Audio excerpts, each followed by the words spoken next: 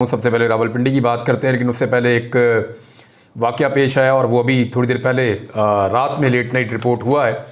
और वो ये है कि नामालूम अफराद जो हैं और इनके बारे में उमर अयूब खान साहब ने जो ट्वीट किया, उन्होंने कहा जी कि वो एजेंसी से मुतल्लिका लोग हैं जो दाखिल हुए हैं पार्लियामेंट लॉजेस में। पार्लियामेंट लॉजेस जो है वो महफूज जगह समझी जाती है, जैसा कि समझा जाता है कि कौमी असम्बली, थोड़े दिन पहले कौमी असम्बली के अंदर अटैक हुआ था, नकाब पोशों ने आकर वहाँ पे MNAs को गिरफ़्तार किया था।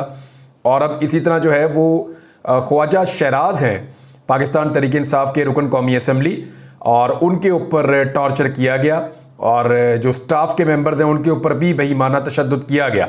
और ये नामालूम अफराद हैं जिन्होंने आकर वहाँ पे टॉर्चर किया है। ये वाकया रिपोर्ट हुआ, मैं आपको बता दूँ। लेकिन आज का जो इम्पॉर्टेंट दिन है वो रावलपिंडी के हवाले से है। पाकिस्तान तहरीक इंसाफ में इमरान खान साहब ने कॉल दी थी कि एहतजाज किया जाएगा रावलपिंडी में। लियाकत बाग जो है वो इस एहतजाज का मरकज़ी पॉइंट था। पहले तो मुनाज़िर आए लियाकत बाग से, उसको ताले लगा दिए गए, सील कर दिया गया, वहाँ पे कंटेनर्स पहुँचा दिए गए, पुलिस की नफरी पहुँचा दी गई। उसके बाद पाकिस्तान तहरीक इंसाफ के कारकुनों की गिरफ्तारियाँ, लाठी चार्ज, जहाँ पे जो निकलता है वहाँ उसको गिरफ्तार किया जाता है, वार्निंग दी जाती है। फिर 2 दिन के लिए, क्योंकि पाकिस्तान तहरीक इंसाफ का एक प्रोग्राम है एहतजाज करने का, तो 2 दिन के लिए दफ़ा 144 का नफाज कर दिया गया रावलपिंडी में। और ये पहले भी करते रहे, हमेशा से ऐसे ही करते रहे, हर हुकूमत ही करती है, लेकिन ये हुकूमत बार बार करती है, बहुत ज़्यादा करती है, फस्तायत में ज़रा 4 कदम आगे निकली हुई है। तो दफ़ा 144 इन्होंने नाफिज कर दी और रेंजर्स को भी कॉल कर लिया गया। रेंजर्स की 6 कंपनियां बताई जा रही है जी, उनको भी पहुंचाया गया। फिर जगह जगह पे कंटेनर्स खड़े किए गए, हज़ारों की तादाद में जो है वो लोगों को परेशान किया गया। सैकड़ों कंटेनर्स पकड़ के उनको रोक लिया गया। जो कंटेनर के जो ड्राइवर्स हैं, जो कंडक्टर्स हैं, वो साथ मौजूद होते हैं, जो हेल्पर्स, वो बेचारे मीडिया को इंटरव्यूज़ देते हुए बता रहे थे कि जनाब हमसे तो पुलिस पैसे भी ले लेती है, 10-10 हज़ार रुपया, 20-20 हज़ार रुपया। और ये पुलिस को तो ऑर्डर मिलता है ना कंटेनर पकड़ने हैं, फिर वो कांस्टेबल होते हैं, वो दिहाड़ी लगाने से कहाँ बाज आते हैं। वो बेचारे, कहीं कंटेनर वाला कहता है मेरे से 20 हज़ार ले लिया, कोई कहता है 10 हज़ार ले लिया, कोई कहता है जी मेरा मोबाइल भी साथ ले गए मेरी गाड़ी की चाबी के साथ। तो सबकी चाबियाँ भी ले जाते हैं, पैसे भी ले जाते हैं, इनकी तलाशियाँ भी लेते हैं। तो बहुत बेचारों को परेशान किया जाता है कंटेनर वालों को। बहरहाल जो इकदाम किए गए हैं, पुलिस की भारी नफरी है जी, छुट्टियाँ मनसूख कर दी गई हैं सिक्योरिटी फोर्सेस की, नौकरी से फारिग कर देंगे अगर नहीं पहुँचोगे फौरी तौर पर तो। और तातील का ऐलान कर दिया गया है जी कि लोग काम पे नहीं आएंगे। आसपास के होटल और तालीमी इदारे जो हैं उनको बंद कर दिया गया है। कारकुनों को और शहरियों को गिरफ्तार किया गया है। सोशल मीडिया के लोगों को हिरासत में लिया गया जो वहाँ पे कवरेज करने के लिए गए थे मीडिया के, लेकिन फिर उन्हें छोड़ दिया गया बाद में। और मज़े की बात यह है कि पाकिस्तान तहरीक इंसाफ ने सिर्फ लियाकत बाग की सराउंडिंग में एहतजाज की कॉल दी थी, लेकिन हुकूमत इतनी खौफजदा है कि हुकूमत ने रावलपिंडी भी बंद कर दिया, ज़िला बता रहा हूँ मैं आपको, ज़िला रावलपिंडी बंद कर दिया, ज़िला अटक बंद कर दिया, ज़िला जेलम बंद कर दिया, ज़िला चकवाल भी बंद कर दिया।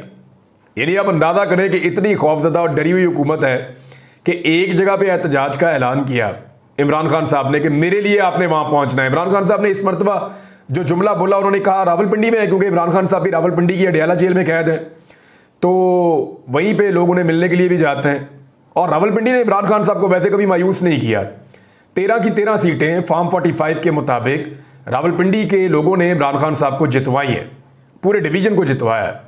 और रावलपिंडी का ही वो कमिश्नर था जिसने इतनी बड़ी धांधली के बाद उसका ज़मीर जागा और उसने कहा ये क्या तबाही हमने फेर दी है, हम तो मुल्क को बर्बाद कर देंगे।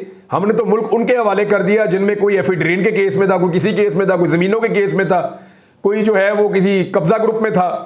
तो हमने तो सारा मुल्क ला के उनको दे दिया। पढ़े लिखे लोग जो है बेचारे, जिन्होंने इलेक्शन लड़ा, उनसे हमने 50-50, 60-60 हज़ार की लीड हमने छीन ली। तो ये तो अवाम का मैंडेट नहीं है। वो बेचारा फिर निकल के बोला, उसने बताया कौन कौन रिस्पॉन्सिबल है। उसके बाद वो गायब हो गया, आज तक उसका पता ही नहीं चलता, वो बेचारा दोबारा कभी सामने ही नहीं आया। बहरहाल पाकिस्तान तहरीक इंसाफ ने भी अपनी हिकमत अमली बना ली है और वो कह रहे हैं जी एहतजाज तो हम हर सूरत करेंगे और ज़रूर करेंगे। मेरी पाकिस्तान तहरीक इंसाफ के कुछ लोगों से बात हुई, उन्होंने कहा जी पहले भी गिरफ्तारियां होती रही हैं, कोई फ़र्क नहीं पड़ा, अभी भी 200-400-500 बंदा गिरफ्तार हो जाएगा तो कोई फ़र्क नहीं पड़ेगा, हम गिरफ्तारियां देने के लिए भी तैयार हैं। उन्होंने कहा कारकुन मुख्तलिफ शहरों से बड़ी तादाद में निकलेंगे, खैबर पख्तूनख्वा से आएंगे, पंजाब की तरफ से आएंगे, अपर पंजाब की तरफ से आएंगे। मरी रोड को बंद किया गया है, बाकी मुल्क का जितने भी रोड है उन सबको बंद किया गया है। ये क्योंकि देखें, एक जो वीकेंड होता है इसके ऊपर लोग टूरिज्म के लिए जाते हैं और यही टाइम होता है जब लोग यहाँ पे सड़क पे ट्रैवल करते हैं, तो वो रोड भी इन्होंने बंद कर दी है। तो हर तरफ लोगों को तकलीफ दे रहे हैं। हालांकि पाकिस्तान तहरीक इंसाफ के लोगों ने एक लियाकत बाग के इलाके में आके वहाँ पे एहतजाज करना था, तो पूरे के पूरे रावलपिंडी के डिवीजन में और सराउंडिंग में जो है वो एक कर्फ्यू लगा दिया गया। अब आप अंदाज़ा करें कि हुकूमत कितनी ज़्यादा खौफजदा है और यही होगी सोशल मीडिया पे और मीडिया पे पाकिस्तान की सबसे बड़ी खबर अगले एक हफ्ते तक। मैं आपको कैसे कह रहा हूं, अपोजिशन को जो विजुअल्स चाहिए होते हैं, जो मनाजर चाहिए होते हैं, गिरफ्तारियों के, कंटेनर्स के, पकड़ धकड़ के, मार कुटाई के, कारकुनों के साथ ज्यादती करने के, जबर के, फस्तायत के, वो सारे मनाजर का बंदोबस्त ये हुकूमत खुद करके देती। इस्लामाबाद के 30 किलोमीटर बाहर जलसा था, पूरा इस्लामाबाद बंद था। ये शाहिद खान अब्बासी साहब भी एक प्रोग्राम में बैठे हुए बेचारे सर पीट रहे थे कि ये कहां के अक्लमंद, इन्होंने क्या किया।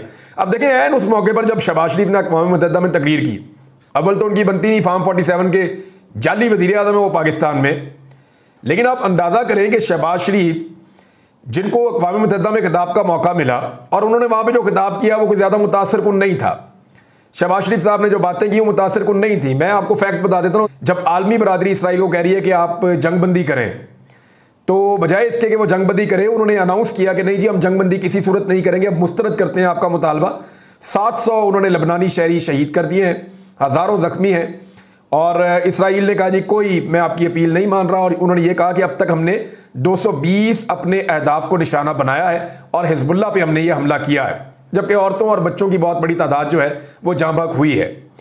और दूसरी जानिब जो लोग उनको ताकत से रोकने की कोशिश कर सकते हैं वो तो बिल्कुल खामोश हैं, और जो बाकी लोग हैं वो सपोर्ट ऐसे कर रहे हैं कि अमेरिका ने अभी इसराइल को 8.7 अरब डॉलर की इमदाद फराहम की है।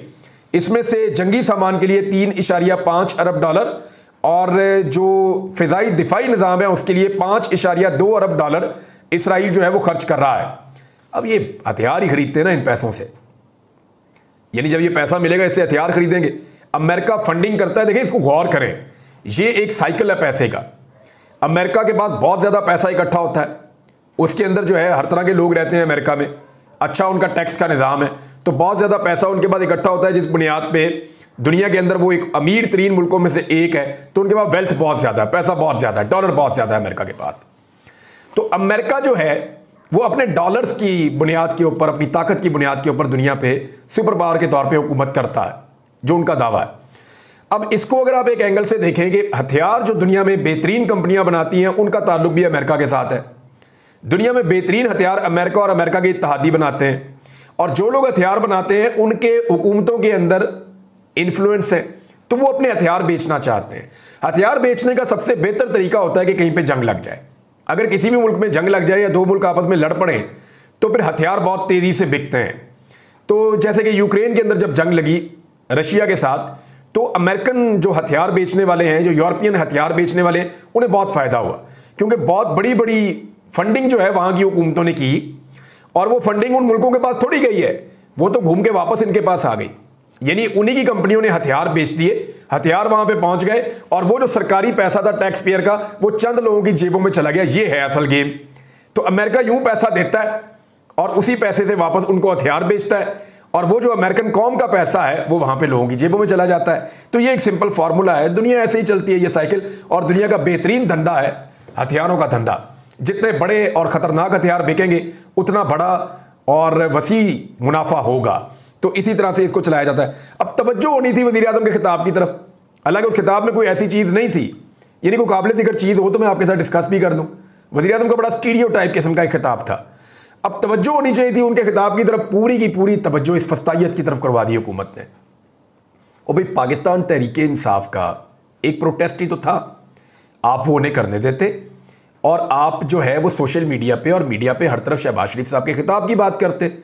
इमरान खान साहब के तो अशरे शरीफ वो खिताब नहीं कर सके, जरूरत उनके अंदर थी नहीं। वो कहते हैं दुनिया को कि जनाब अमेरिका उनको फंडिंग क्यों दे रहा है, जब आप कहते हैं जंगबंदी करें वो जंगबंदी नहीं करता, फिर भी आप उनको 8.7 अरब डॉलर दे रहे हैं। आवाज़ उठानी चाहिए थी कि इंसानों को मारने के लिए पैसे क्यों दे रहे हो, लेकिन शहबाज शरीफ साहब ने आवाज़ नहीं उठाई। अब सारी तवज्जो बजाय इसके कि शहबाज शरीफ साहब ने तकरीर की थी, थोड़ी बहुत वहाँ पर चली जाती, जितनी बनती थी वो भी नहीं जाएगी। वजह यह है कि रावलपिंडी में टका के फस्तायत हो रही है और रावलपिंडी में रोकने की कोशिश की जा रही है। तहरीक इंसाफ के लोग कहते हैं हम तो नहीं रुकते, हमारे तो सारे काफिले आएंगे, हम गलियों मोहल्लों से निकलेंगे, हमारी खवातीन और बच्चे भी निकलेंगे, और जहां पे रोका जाएगा पाकिस्तान तहरीक इंसाफ ने एक हिकमत अमली बनाई है कि वहीं पे हम बैठ जाएंगे। जहां पे हमें रोकेंगे सामने आएंगे, हम वहीं पे खड़े होकर एहतजाज शुरू कर देंगे, वहीं पे उनका मुकाबला करेंगे। गिरफ्तारियां करते हैं तो हम गिरफ्तारियां देंगे। ये पाकिस्तान तहरीक इंसाफ के लोगों ने कहा, और जो पाकिस्तान तहरीक इंसाफ के वकला हैं उन्होंने भी श्योरिटी दी है कि जितने लोग गिरफ्तार होंगे उनको कानूनी मावनत फराहम की जाएगी और तमाम लोगों की जमानतों का बंदोबस्त भी किया जाएगा। तो ये 2-4 दिन की गिरफ्तारी होती है, इससे ज़्यादा रख ही नहीं सकते। ज़्यादा बड़ी तादाद में लोगों को गिरफ्तार करके कभी भी ज़्यादा देर नहीं रख सकते, ये मुमकिन नहीं होता। बहरहाल फिर भी लोग लंबे अरसे तक भी रहे हैं, लेकिन वो बड़ी कार्रवाइयाँ होने के बाद ये तो एक एहतजाज है और इसमें जो है वो पुरअमन एहतजाज करना अवाम का आईनी हक होता है। लेकिन यहाँ पे दफ़ा 144 लगा के कर्फ्यू नाफिज कर देते हैं और फिर चैलेंज करते हैं कि निकलो और एहतजाज करके दिखाओ। तो ब्रूटल जो स्टेट फोर्स है उसको इस्तेमाल किया जाता है लोगों के खिलाफ। अब नाज़रीन एक वाक़या हुआ, मैं आपको बताता हूँ। मैंने आपको बताया ना कि एक MNA के ऊपर अटैक हुआ और कौमी असम्बली में ख्वाजा शराज जो हैं वो MNA हैं और उनको जो है वो पार्लियामेंट लॉजेस के अंदर मारा गया। लेकिन पार्लियामेंट लॉजेस के अंदर अभी हाल ही में एक और वाक़या हुआ था। मैं अभी नाम नहीं ले रहा बंदे का और उसके पीछे एक मसलियत है अभी मुझे, क्योंकि जिसने बताई खबर उन्होंने कहा अभी आपने नाम नहीं लेना। हुआ ये कि पाकिस्तान तहरीक-ए-इंसाफ के एक MNA जिनको कुछ अर्सा पहले अगवा भी किया गया था और उनको बहुत परेशान भी किया गया था, उनकी खबर बहुत ज़्यादा मीडिया पे आई थी, मैंने भी उनके ऊपर वीलॉग्स किए थे। अब उनके जो MNA हैं वो मौजूद थे पार्लियामेंट लॉजेस में और वो ये समझ रहे थे वो महफूज हैं। तो नामालूम अफराद वहाँ पे पहुँच गए और उन्होंने पहुँच कर जो है वो उनको वहाँ से ले जाने की कोशिश करना शुरू की। तो पाकिस्तान तहरीक-ए-इंसाफ को उस MNA ने फ़ौरन रब्ता किया कि जी मेरे तो यहाँ पे बंदे आ गए हैं, मुझे ले जाएंगे। तो तहरीक-ए-इंसाफ ने फौरी तौर पे जो वहाँ का सिक्योरिटी स्टाफ है, जो ऑफिसर वहाँ पे मौजूद था, उससे रब्ता किया कि जनाब हमारे MNA को पार्लियामेंट लॉजेस से अगर कोई उठा कर ले गया तो हम आपको नहीं छोड़ेंगे, तो आप फौरी तौर पे एक्टिविटी करें क्योंकि स्पीकर ने वादा किया हुआ है कि ऐसा कुछ नहीं होगा। तो जनाब उन्होंने अपना जो जूनियर ऑफिसर है उसको फ़ौरन वहाँ भेजा। तो जो नामालूम लोग वहाँ पर मौजूद थे उन्होंने जूनियर ऑफिसर को डांट के वापस भेज दिया। जूनियर ऑफिसर भी जो है वो अच्छे रैंक वाला ऑफिसर था। उसके बाद जनाब पाकिस्तान तहरीक-ए-इंसाफ ने दोबारा कॉल की और वो जो सीनियर ऑफिसर वहाँ पे मौजूद था वो खुद गया। जब वो गया तो वो जो नामालूम अफराद वहाँ मौजूद थे उन्होंने टेलीफोन के ऊपर एक बहुत सीनियर पुलिस वाले की बात करवा दी, बहुत बड़े ऑफिसर से बात करवा दी, उस सीनियर ऑफिसर की भी जिसकी ड्यूटी है पार्लियामेंट लॉजेस के अंदर सिक्योरिटी फ्राहम करना MNAs को। तो वो सीनियर ऑफिसर ने उसको कहा कि जी तुम्हारा कोई काम नहीं, जाओ यहाँ से, छोड़ दो। तो वो वहाँ से चले गए। अब MNA साहब को जो है वो पाकिस्तान तहरीक-ए-इंसाफ के लोगों ने कहा जी आप 5 मिनट किसी तरह गुजार लें, हम आ रहे हैं।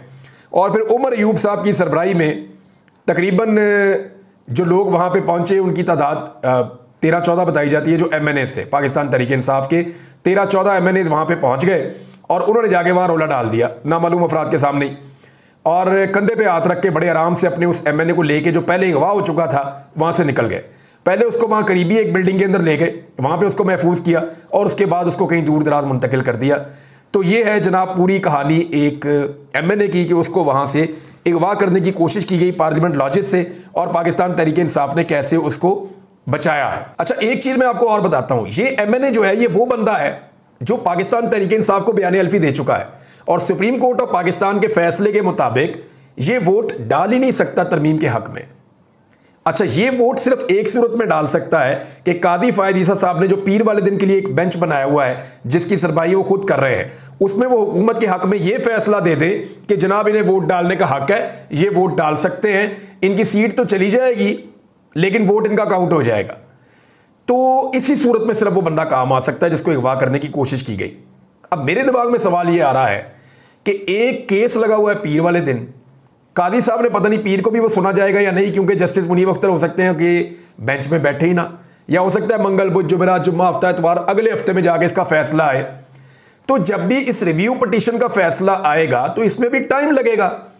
ये फैसला हुकूमत के हक में आता है तो ये MNA काम आता है। तो क्या उठाने वालों को पहले से पता है कि कादी साहब क्या फैसला देने वाले? ये मेरा सवाल है कि क्या उठाने वालों को पहले से पता था कि कादी साहब फैसला देने वाले हैं? अब इधर एक सवाल पैदा होता है, ये जो तरमीमी ऑर्डिनेंस आया, सदारती ऑर्डिनेंस, इसका मतलब है वो भी इसी खेल का हिस्सा है। फिर जस्टिस मुनीब अख्तर साहब को कमेटी से निकालना भी इसी खेल का हिस्सा है। फिर जस्टिस अमीनुद्दीन खान साहब को इस कमेटी के अंदर लाना भी उसी खेल का हिस्सा है। और फिर जो फैसला आएगा वो फैसला, फिर इसका मतलब है कि फैसला साजों को पहले से पता है कि फैसला क्या आने वाला है और फैसले के बाद कौन से बंदे हमारे काम आने वाले हैं, तो बंदे चक लाओ। तो भारत पाकिस्तान तहरीक-ए-इंसाफ ने अपने मैक्सिमम बंदे कंट्रोल कर लिए हैं। मैक्सिमम बंदे मैं आपको बता रहा हूं। सिर्फ इस वक्त 3 बंदे ऐसे हैं जिनके ऊपर पाकिस्तान तहरीक-ए-इंसाफ का कंट्रोल नहीं हो रहा। और बड़े मजे की बात यह है कि हुकूमत के अपने 2 बंदे अब हुकूमत के कंट्रोल में नहीं है। एक बंदे का तो मैं आपको लिख कर दे देता हूं कि हुकूमत का 1 वोट तो कम हो गया है, वो नहीं पड़ेगा, और दूसरा वोट जो है वो हुकूमत का मेरे ख्याल में अब तक वो भी तकरीबन 80% कवर हो गया, तो हुकूमत को दूसरा वोट भी नहीं पड़ेगा। 2 वोट हुकूमत के टूट चुके हैं, हुकूमत की अपनी तादाद 214 से कम होकर 212 हो गई है। फजलुर रहमान साहब के 8 मिल भी जाएं तो इनको 4 और चाहिए, और पाकिस्तान तरीके इंसाफ के सिर्फ 3 बंदे अभी तक खतरे की घंटी बजा रहे हैं, जिनको कंट्रोल करने की हुकूमत की जानिब से कोशिश की जा रही है। आईनी तरमीम पे हुकूमत की सांसें फूली हुई हैं, और यहां तक हो गया कि राना सनाउल्लाह साहब ने कहा जी ठीक है, हम कोई बात कर लेते हैं बीच वाली, मौलाना फजलुर रहमान साहब को मनाने की कोशिश करते हैं, और फौजी अदालतों वाली जो शिक है उससे हम पीछे हट जाएंगे, हम इतना तो कर सकते हैं। तो फजलुर रहमान साहब को मनाने के लिए हुकूमत पीछे पीछे हट रही है। लेकिन फजलुर रहमान साहब का स्टांस कहां पहुंच गया है, ये आपको मौलाना गफूर हैदरी साहब के बयानात से पता चल जाता है। यानी पाकिस्तान पीपल्स पार्टी का वफ्द गया, वो भी जाके फजलुर रहमान साहब से मिला, उन्होंने कहा जी वो तरमीम बना लेते हैं, आईनी अदालतें वक्त की ज़रूरत है। और आईनी अदालतों के लिए जो वजूहात अभी तक पाकिस्तान पीपल्स पार्टी ने दी हैं, हम ये चाहते हैं कि पाकिस्तान पीपल्स पार्टी इसकी वजूहात दे। बिलावल ने जैसे बोला वो वजूहात हैं नहीं, यानी वो ये कहते हैं कि 90% वक्त जो है वो आईनी केसेस में लग जाता है, तो नहीं लगता भाई। 90% से ज़्यादा वक्त दूसरे केसेस में लगता है। आईनी केसेस क्योंकि रिपोर्ट ज़्यादा होते हैं इसलिए बिलावल को लगता है कि वो ज़्यादा वक्त में है, तो वो सही वाले डाटे के ऊपर सही वाली बात करे। मौलाना गफूर हैदरी साहब ने कहा कि मुबारक सानी केस जो था उसमें कादी फायद ईसा साहब ने जो फैसला दिया था वो उन्होंने अपनी मर्जी से दिया था, और अवाम के प्रेशर की वजह से, अवाम के दबाव की वजह से उन्होंने वो फैसला वापस लिया। आईनी तरमीम में हम ऐसे शख्स को कैसे सपोर्ट कर सकते हैं? तो कादी फायद ईसा साहब का तो पत्ता काट दिया। मजहबी लोग जब ये कह देते हैं ना कि मजहब का मामला बीच में ले आते हैं और इस्लाम का मामला बीच में ले आते हैं, तो फिर इनके लिए गुंजाइश नहीं होती सपोर्ट करने की। तो कादी फायद ईसा साहब पे ये वाला जो अटैक किया है फजलुर रहमान साहब की जमात ने, और उन्होंने कहा जी कि मुबारक सानी वाले केस में कादी साहब को वो देखते हैं कि उन्होंने जानबूझकर किया था, लेकिन अवामी दबाव पे वो पीछे हट गए। अब ये क्योंकि मजहबी एलिमेंट को बीच में ले आए फजलुर रहमान साहब की जमात, और जब मजहब को ये बीच में ले आए तो फिर इनके पास पीछे हटने के चांसेस खुद ही आहिस्ता आहिस्ता ख़त्म हो जाते हैं। और दूसरा उन्होंने कहा जी कि गवर्नर जैसे ओहदों के लालच के अंदर हम अपने असूल से पीछे नहीं हट सकते। शेख वकास अकरम साहब नादरीन जब से बने हैं सेक्रेटरी इंफॉर्मेशन, उन्होंने पहली प्रेस कॉन्फ्रेंस की, और उसके बाद सबको पता था कि शाम 4 बजे वो इस्लामाबाद में प्रेस कॉन्फ्रेंस कर रहे हैं, और वो इस्लामाबाद में मौजूद हैं। उनका सारा कारोबार बंद कर दिया, उनके पेट्रोल पंप बंद कर दिए, उनकी गाड़ियां बसें पकड़ के बंद कर दी, उनका जो आबाई घर है झंग वाला वहां पे छापे मार रहे हैं, आप अंदाजा कीजिए। और वहां पे पैगाम क्या दिया जा रहा है कि हमसे रब्ता करें। अब शेख वकास अकरम साहब से मेरी बात हुई, वो कहते हैं जी मैं अब इसमें क्या कर सकता हूँ, ये कौन सा रवैया रियासत का, हम पॉलिटिक्स कर रहे हैं जो हमारा हक है, हम अपना आईनी हक भी इस्तेमाल नहीं कर सकते इस मुल्क के अंदर, तो फिर तो हमें ये लड़ाई बहुत लंबी लड़नी पड़ेगी, और ये तो मुल्क सियासत के काबिल नहीं रहेगा। बहरहाल वो अपने मौके पे अभी तक तो डटे हुए हैं। जब मेरी उनसे बात हुई तो अब तक के लिए इतना ही। अपना ख्याल रखिएगा, अपने चैनल का भी। अल्लाह हाफ़िज़।